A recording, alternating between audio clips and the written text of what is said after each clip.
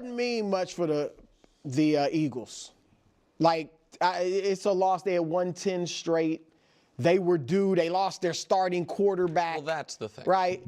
It was a division opponent. So this means nothing. The Commanders is huge. Jayden Daniels, now that he's kind of healthy, we think he was banged up midway through the season with the ribs. He is balling.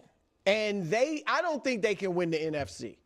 But I do think that they could upset a higher seed and ruin their season maybe in the first round of the playoffs. And for those that don't know, I'm up here like this because it was my upset alert. I was going to say. And I am rolling. And Brew? I am right there on Coach and Greg's heels. You are. I'm close. Well, no, you had a chance to take the lead if your bum Patriots could have not blown a 14-point lead, but we'll get to them later. Brew, great job on the upset alert.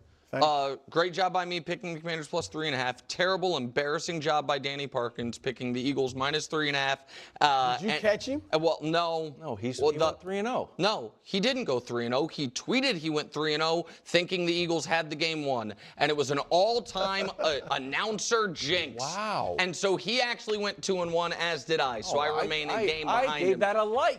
Yeah, terrible job by him. Watch Breakfast Ball for his groveling apology. But Brew is correct.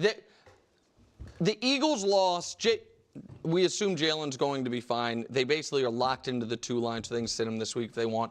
Somewhat concerning, allowing an 8-play 96-yard touchdown drive, 11-play 61-yard touchdown drive, 7-play 87-yard touchdown drive, and then the 9-play 57-yard touchdown. Like, those are long, sustained drives. It's supposed to be the best. Right, for a defense they've been playing great. But the story is Jayden. Because Jayden... Okay, well, I'm gonna break this up because let's just talk about the Eagles, and then I'll talk about Jayden and the Commanders. But yeah, there's the bigger story is not the Eagles' loss. This was just a loss. Yeah, the Eagles were competing for the number 1 seed. It was always going to be tough for them to be able to get the number 1 seed, quite frankly, and they were always pretty much locked in at that number 2 seed. As quite frankly, Nick Wright pointed out weeks ago. So credit to him for being able to see that. But I understand that the defense gave up some points and yards to the Commanders and all of that. These games happen, and these games happen against an electric, young, dynamic quarterback who's clearly on the path to being a great quarterback. That's Jayden Daniels. Like, those things are going to happen.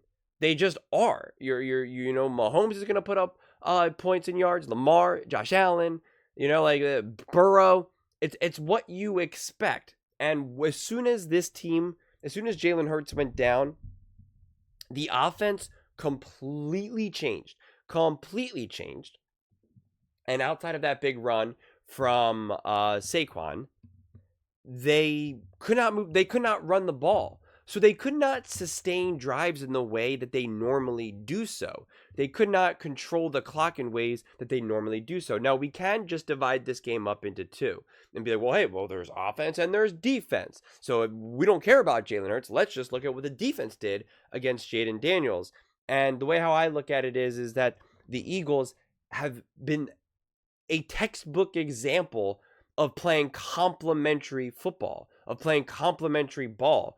And they were really, for a large part, unable to do that. Now, did the defense step up in the way that you would want them to?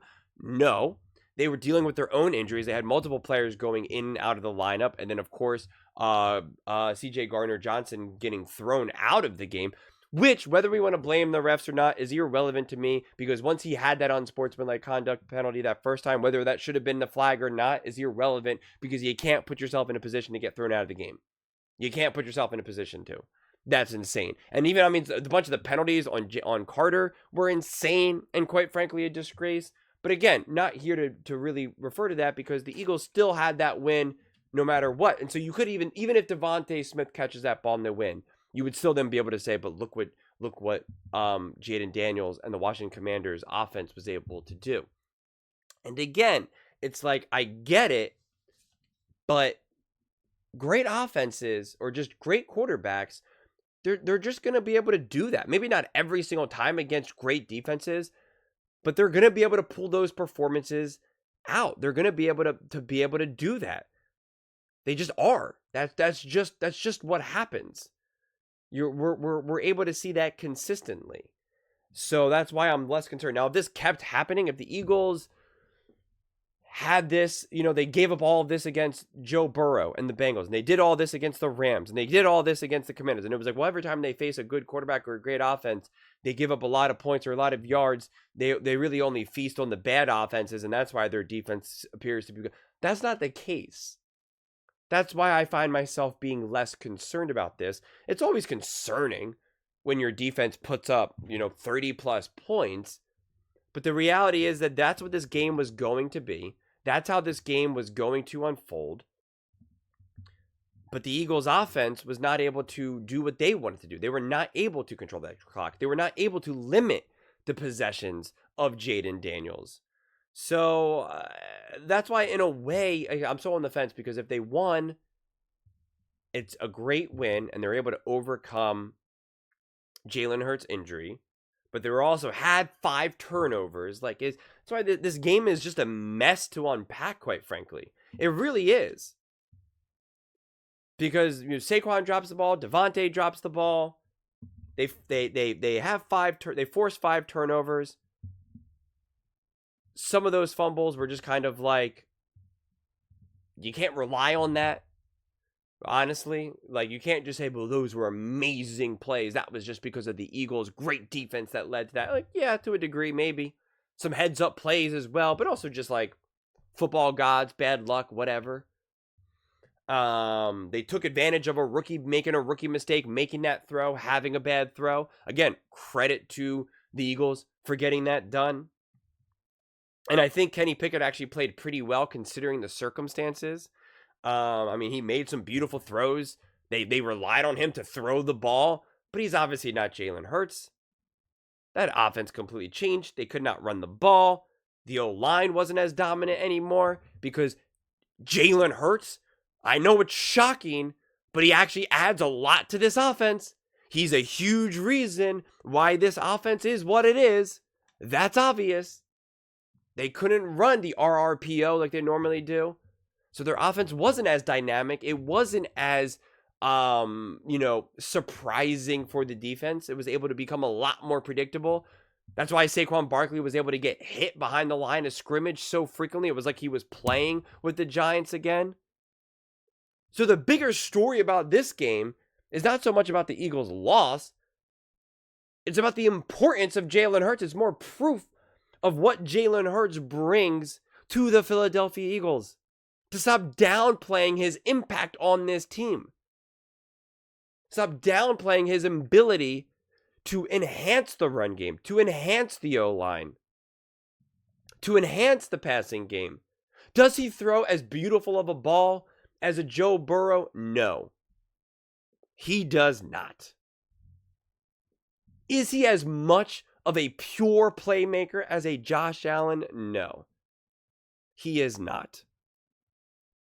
Does he enhance the offense to a considerable degree as much as these great quarterbacks in the NFL? Yes. Yes, he does. Does he force the defense to play in a very specific way that they otherwise would not if it was anyone but Jaylen Hurts? Yes. As we saw Dan Quinn literally completely flip his game plan defensively upside down. Completely. These are the things that Jaylen Hurts brings. These are the special that Jaylen Hurts does. Even in the limited time that he played, because he got injured on the 11th play, he was impacting that offense tremendously. Tremendously. So whether we want to get into the whole conversation about Jaylen Hurts being elite or not elite or this or that, doesn't even matter. Because elite and special are different things. You can be special and not elite. You could be great but special. You could be elite and not special. I think at the very least, you have to admit that Jaylen Hurts is special. He adds a layer to this Philadelphia Eagles offense that is not seen by many other quarterbacks. That, to me, is the bigger story than anything else. Although I wouldn't say it's a bigger story than Jaylen Daniels balling, because he's a rookie quarterback. He is balling. He is playing great, and he deserves all the flowers, which I'm going to talk about in my next video. But those are just my thoughts. I'd absolutely love to hear yours. What do you guys all think about the Philadelphia Eagles? Do you think the bigger story is that the Commanders win or the Eagles loss? Are you concerned about this loss? Let me know in the comments below. I read every single comment, so whether you agree with me or disagree with me, either way, let's get in some discussions. Let's get in some fights, but ultimately, let's just have some fun. And please do consider subscribing. We're building an amazing community here, and I absolutely love to see you part of it. I want to build something that we all genuinely feel connected to, something that we're really excited to be part of. I think we're well on our way to doing it. Please don't forget to give this video a thumbs up, as it really does help with the visibility and the algorithm. Thank you so much, and see you next time.